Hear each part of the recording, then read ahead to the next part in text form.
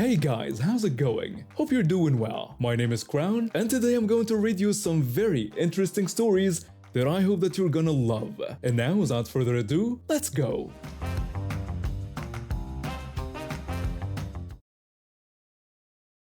I'm a pretty big guy, 6'3" and about 250 pounds. I work in construction, so I'm used to taking up space and being aware of my surroundings. My daughter just started her first year at college upstate, and we'd worked out this routine where I'd meet her at Penn Station whenever she came home for visits. The train station can be absolutely chaotic, especially during rush hours, but I'd found this sweet spot in the main hall where it's usually easier to spot each other. My daughter had texted me that her train was running about 15 minutes late, so I was just standing there waiting, checking my phone for updates. I had my overnight bag and my work bag on the floor next to me.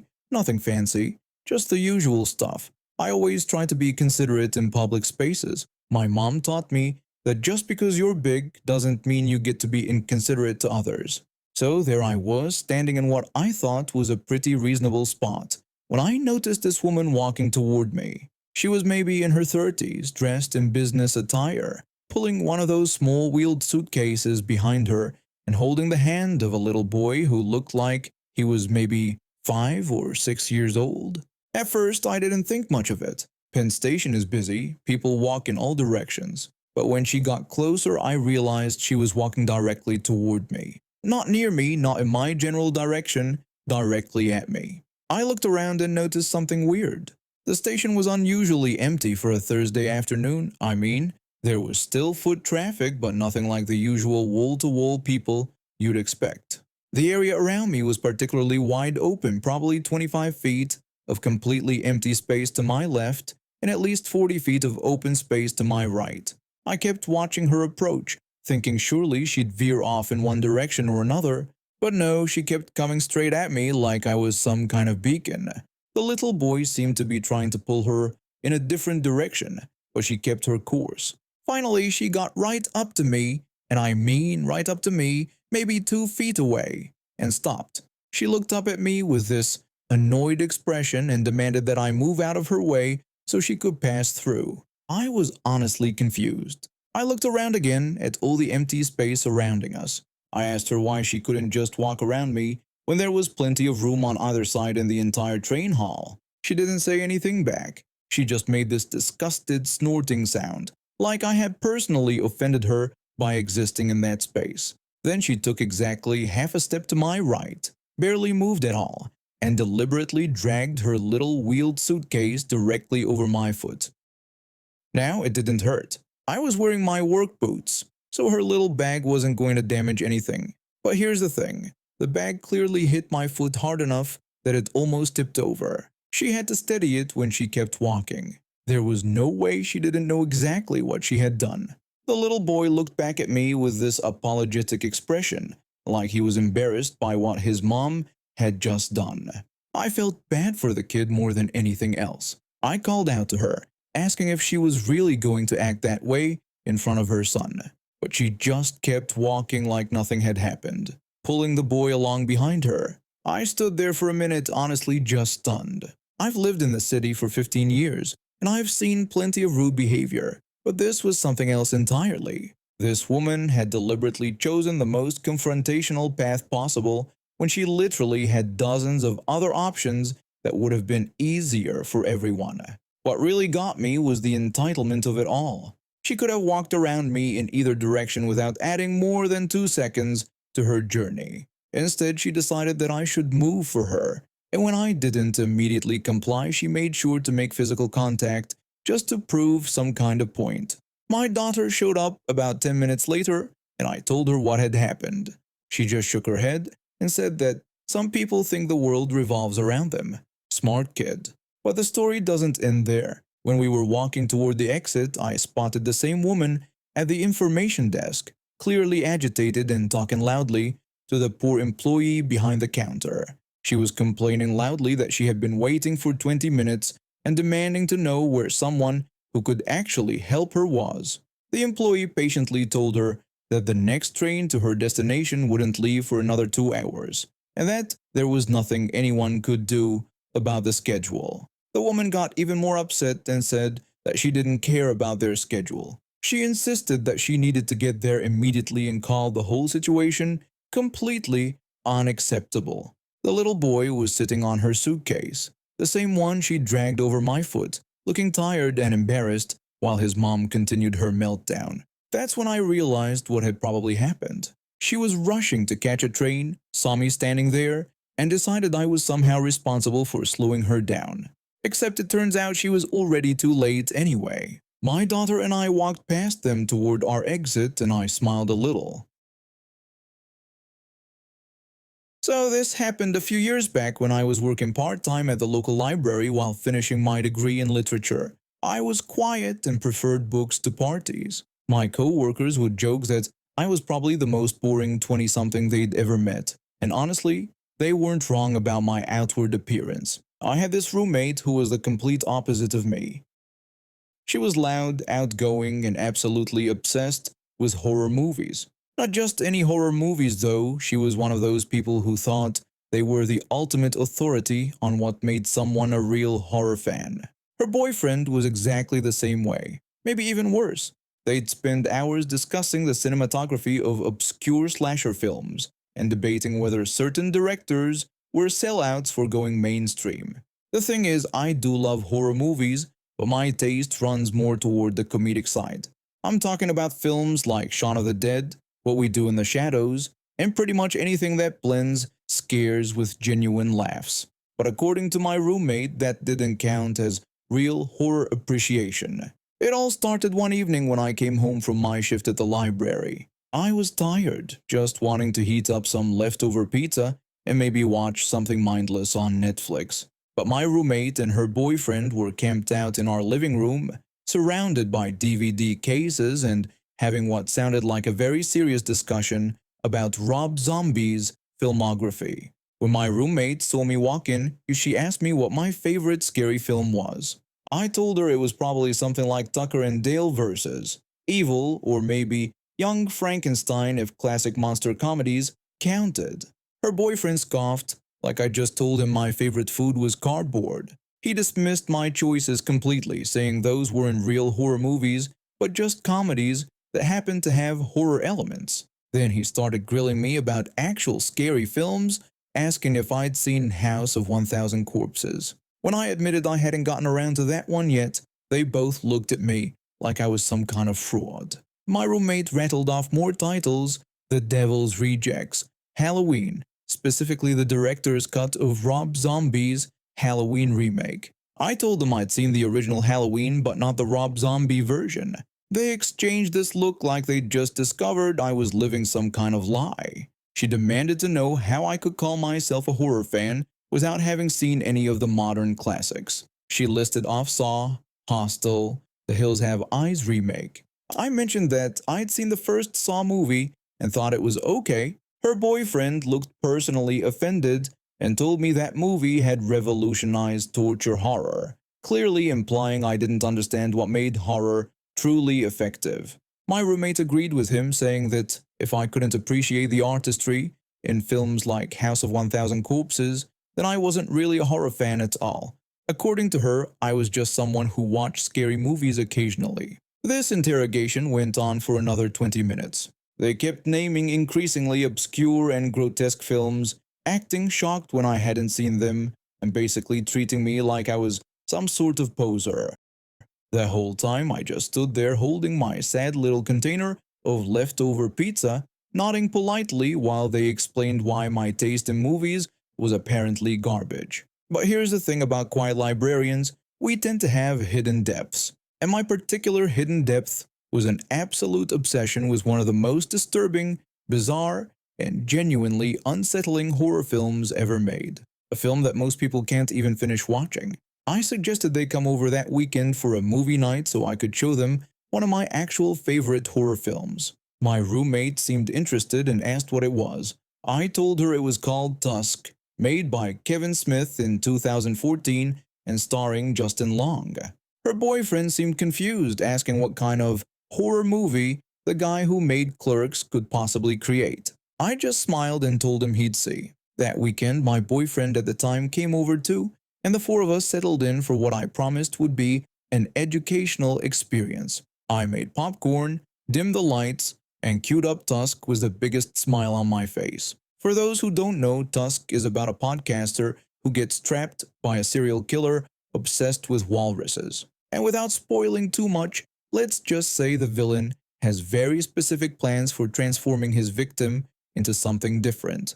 The movie started innocently enough. My roommate and her boyfriend were clearly expecting some lightweight comedy horror hybrid they could easily dismiss. But when the film progressed and things started getting genuinely disturbing, their attitudes began to change. About halfway through, when the true nature of the killer's plan becomes clear, my boyfriend asked what exactly we were watching. I cheerfully told him to just wait because it got so much better. Both boyfriends had to leave the room at that point. They claimed they needed drinks from the kitchen, but I could hear them out there having hushed conversations about whether we should switch to something else.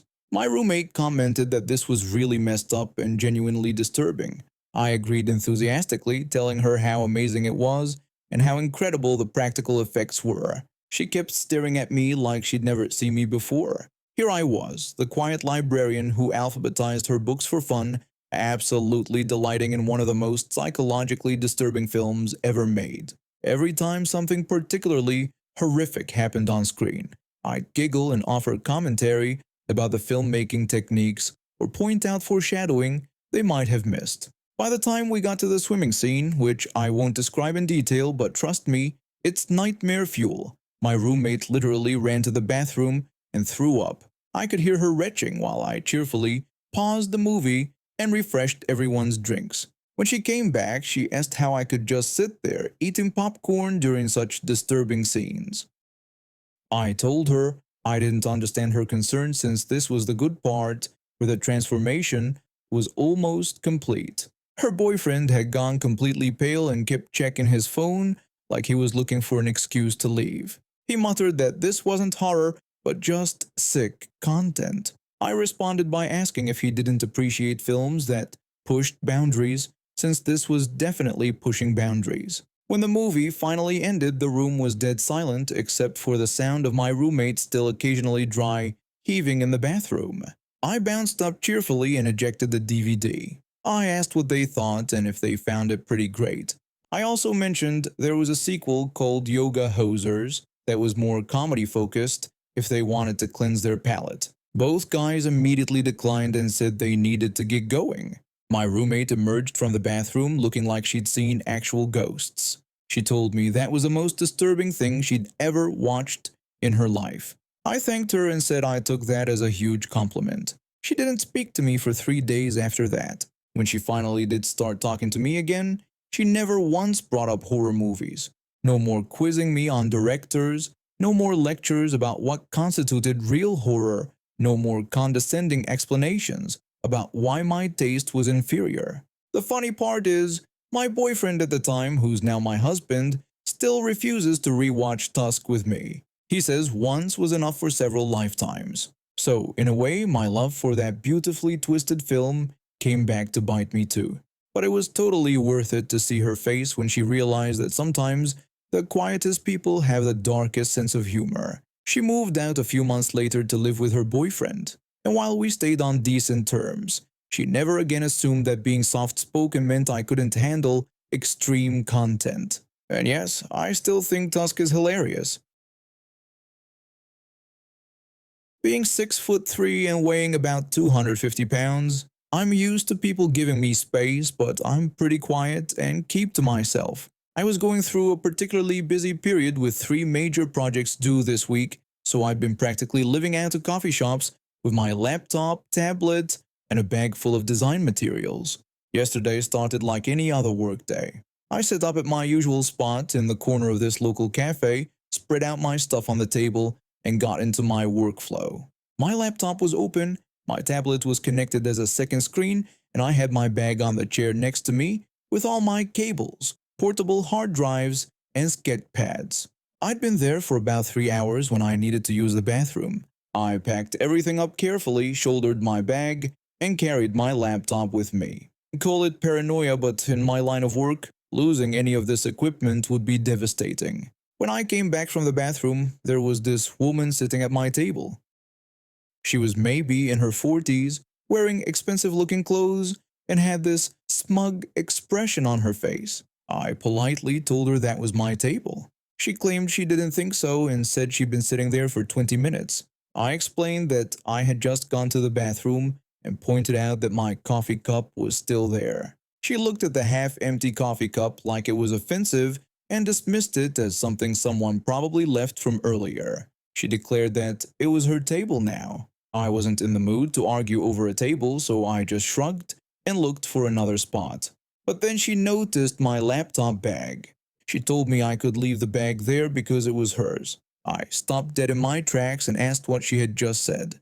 She repeated that the laptop bag belonged to her and claimed someone had stolen it from her car last week. She accused me of having her stolen bag. I stared at her. My bag was a custom messenger bag I'd bought 2 years ago for work. It had my initials embossed on the leather and was filled with thousands of dollars worth of my equipment. I told her the bag was mine and these were my things. She called me a liar and said she could prove it was hers. She stood up and actually reached for my bag. I pulled it back and told her not to touch my stuff. She demanded I give her the bag right away or she would call the police. I told her to go ahead and call them because these were my things and I could prove it. But she didn't call the police right away. Instead, she lunged forward and tried to grab my laptop bag from my shoulder. I stepped back, but she was persistent. She kept yelling that I should give it to her and that I was stealing. She came at me again, this time trying to yank the bag off my shoulder with both hands. The strap was digging into my neck and I could feel my laptop sliding around inside. I put my hand on her shoulder and gave her a push backward to get her away from me. I told her to stop trying to take my things. She stumbled back a few steps but didn't fall. The whole cafe was staring now, but instead of backing down, she got even more aggressive. She screamed about how I had dared to put my hands on her and accused me of assault. She came at me again, this time clawing at the bag and trying to pull it off me. I could hear my tablet banging against my hard drives inside. All my work, my client files, everything was in there. I pushed her away again, this time a little harder, and she went down onto the floor. The cafe was dead silent except for her shrieking. She yelled that I had attacked her and stolen her bag. She demanded someone call 911.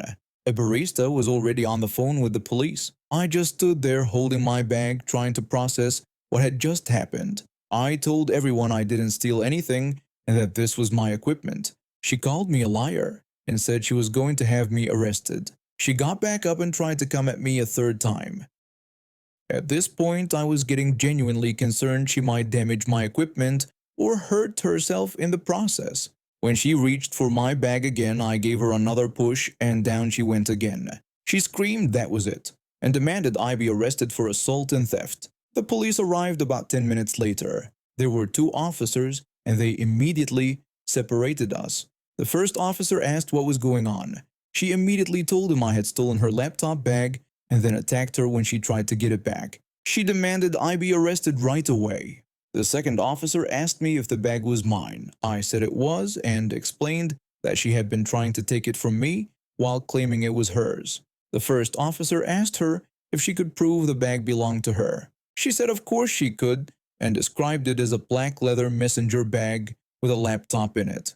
The officer looked unimpressed by her generic description. The second officer asked me if I could prove it was mine. I opened the bag and showed them my laptop with my name on the desktop background. Then I pulled out my tablet, which had my portfolio open. I showed them the custom embossing with my initials on the bag itself. I even had receipts in my email for most of the equipment. The first officer told her that I had my initials on the bag and my name on all the equipment inside. He asked her to show any proof of ownership. She stammered that the receipt was at home.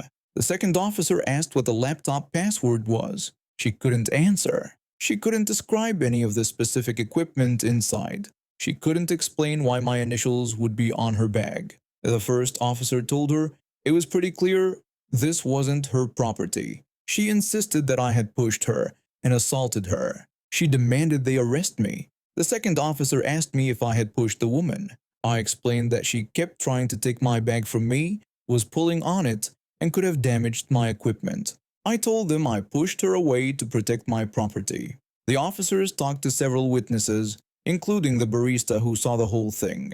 Everyone said that she had approached me and tried to take my bag first. The first officer told her that attempting to take someone else's property was theft and that making false claims to police was filing a false report. She said this was ridiculous and insisted she was the victim. The second officer asked me if I wanted to press charges for attempted theft and filing a false police report. I looked at this woman who had just tried to steal thousands of dollars worth of my equipment and then lied to police about it. She had wasted everyone's time, caused a scene, and could have damaged my work. I told them yes, I wanted to press charges. She said she made an honest mistake. The first officer told her she was under arrest for attempted theft and filing a false police report. When they handcuffed her, she was still protesting her innocence and demanding they arrest me instead. The irony wasn't lost on me that she had threatened to call the police on me and they ended up arresting her. I gave my statement, collected my things, and watched as they put her in the back of the patrol car. The barista even gave me a free coffee for the trouble. I'm a huge fan of Yu-Gi-Oh since I was 12 years old.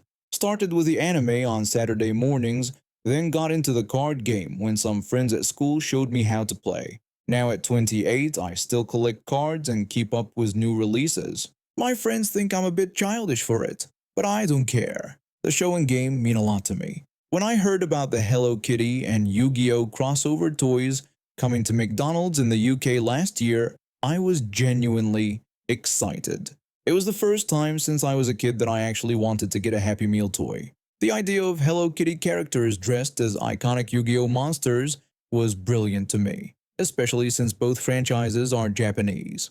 I had just finished a long shift at the warehouse where I work. My back was killing me from lifting boxes all day, and I was starving. Decided to grab some food from McDonald's on my way home since it was right by the bus stop.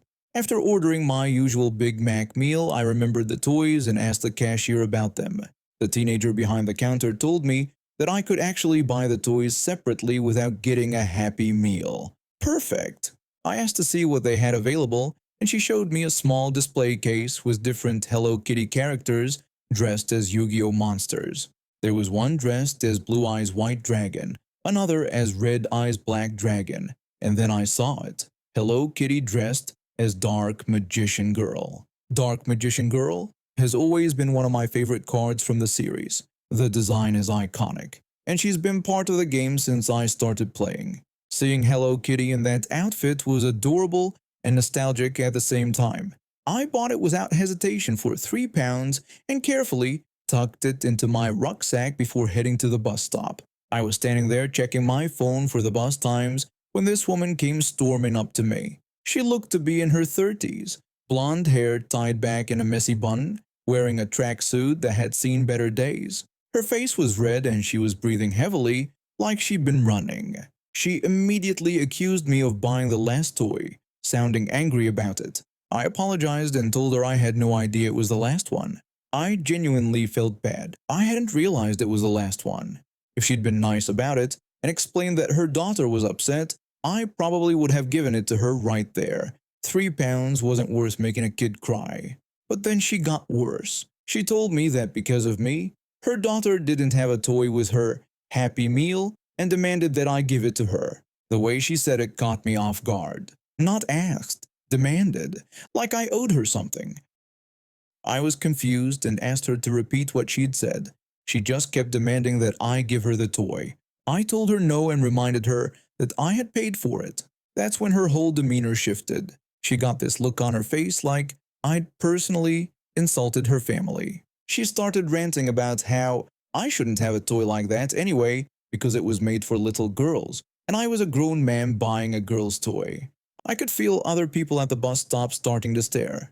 An elderly couple sharing a bench, a young guy with headphones around his neck, a woman with a baby stroller. They'd all turned to watch what was happening. I felt my cheeks burning with embarrassment, but I tried to stay calm. I apologized again for her daughter not having a toy and defended myself by saying I didn't know it was the last one. She screamed that I should have known and told me her husband was trying to stop her daughter from crying because of me. Then she demanded to know why I had bought it in the first place. I told her that I was a big fan of Yu-Gi-Oh! She had no idea what that was, so I tried to tell her that it was the crossover they were doing and that the Hello Kitty characters were dressed like monsters from the Yu-Gi-Oh! Series. She didn't care at all about my explanation. She yelled that I had robbed her daughter of her toy and threatened to call the police if I didn't give it to her right away. I was done being polite. She'd been nothing but rude and demanding since she walked up to me. I told her to go ahead and call the police because I didn't care. The idea that she thought she could just take something I'd paid for because her daughter was crying was ridiculous. Yeah, it was just a cheap toy, but it was my cheap toy. She actually pulled out her phone and started dialing the emergency number. She was calling the emergency services because someone wouldn't give her a toy. The elderly man on the bench shook his head and said something to his wife. The young guy had taken his headphones off completely and was just staring in disbelief. Even the woman with the baby looked shocked. Just then, I saw my bus coming around the corner. Thank God. I'd never been so happy to see public transportation in my life. When I got on the bus, I could hear her on the phone telling the police that she needed someone there right away because there was a man who had stolen her daughter's toy and was refusing to give it back. I rolled my eyes. Stole? I'd literally paid for it at the register like a normal customer. I tapped my card on the reader and headed straight upstairs to the top deck, far away from the windows. I didn't want to look down and see her still ranting on the phone. When the bus pulled away, I caught a glimpse of her through the back window. She was still on the phone, gesturing wildly with her free hand. The other people at the bus stop had moved away from her and were keeping their distance. I never heard anything about it afterward. No police showed up at my door, no phone calls, nothing. I guess when the officers finally arrived, if they even bothered to respond to such a ridiculous call, they probably figured out pretty quickly what actually happened. I still have the toy on my desk at home. I'm 17 now, but this happened when I was 15. I'm the oldest of 3 kids, and being the oldest in my house came with responsibilities I shouldn't have had to deal with at that age. My dad had been getting worse over the years. What started as yelling and threats had escalated into something much darker. He'd hit us when he got angry, which was pretty much all the time. But the physical stuff wasn't even the worst part. The worst part was how he'd mess with our heads. I remember one night when I was 13, he came home drunk and started screaming at me about something stupid. When I tried to stand up for myself, he completely lost it. He went to his bedroom and came back with a rope. I'll never forget the sound of that chair scraping against the floor when he dragged it under the ceiling fan. He told me I thought I was so smart and asked if I wanted to keep talking back to him. Then he said that, when he was dead, everyone would know it was my fault. I was frozen. I'd never seen him like this before. He tied the rope to the fan and made a noose while screaming at me about how I was ruining his life and how everyone would blame me after he was gone. He asked if I thought he was bluffing and if I thought he wouldn't really do it. Then he told me he'd already told everyone that if something happened to him, it would be because of me. He stepped up on the chair and I just stood there crying and begging him to stop.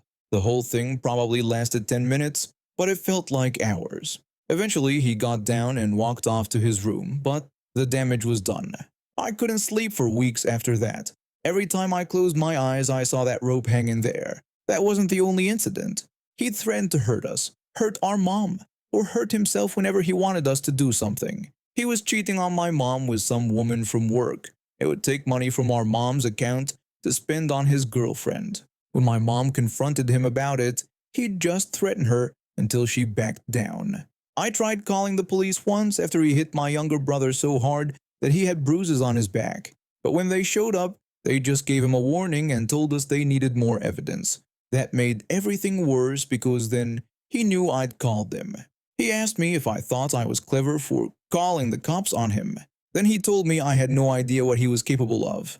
The threats got worse after that. I started having nightmares every night. I couldn't concentrate at school. I felt like I was going crazy, seeing things that weren't there and jumping at every sound. But I had to keep it together for my younger siblings. They were only 10 and 8, and I could see they were scared too, even if they didn't fully understand what was happening. The breaking point came during my final exams. I was already stressed about school, trying to protect my siblings and dealing with my own mental health issues. My dad came home drunk one night and started his usual routine of threats and intimidation. That's when I decided I'd had enough. His birthday was coming up in a few weeks. Every year we'd have this big family dinner with my grandparents, his parents, his siblings, and all of us. He always acted like the perfect family man in front of his extended family. He'd laugh and joke and play the loving father and husband. It made me sick, but I also realized it was his biggest weakness. He cared more about what his family thought of him than anything else. He was terrified they'd find out who he really was behind closed doors. The night of his birthday dinner, we all went to this nice restaurant downtown. Everyone was there, me, my siblings, my mom, both sets of grandparents, and his two brothers with their families. My dad was in his element, telling stories and making everyone laugh. About halfway through dinner, he excused himself to go to the bathroom. I saw my chance and took it. I casually mentioned that something at dinner reminded me of last week when Dad beat my brother with his belt. The table went quiet. My uncle looked confused and asked me what I had just said. I acted surprised and asked if Dad hadn't told them about it. Then I explained that he did that pretty regularly. I also mentioned that last month he had threatened to kill himself with a rope if we didn't give him money for his girlfriend. My grandmother's face went white and she asked what girlfriend I was talking about. I told them about the woman he'd been cheating on Mom with for the past 2 years. I explained how he took money from Mom's account to buy her things and sometimes threatened to hurt us if we didn't help him cover for it. My grandfather started to say something, but I kept going. I had maybe 5 minutes before my dad came back, and I wasn't wasting them.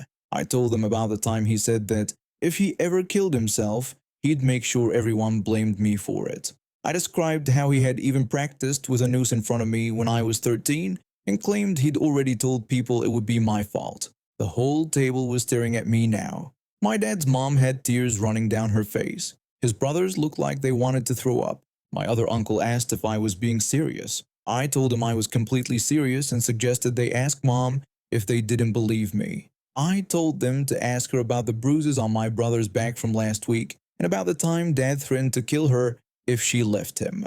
I could see my dad walking back from the bathroom across the restaurant. I had maybe 30 seconds left. I quickly explained that he acted nice in front of them, but the second they left, he turned into a complete monster. I told them we were all terrified of him.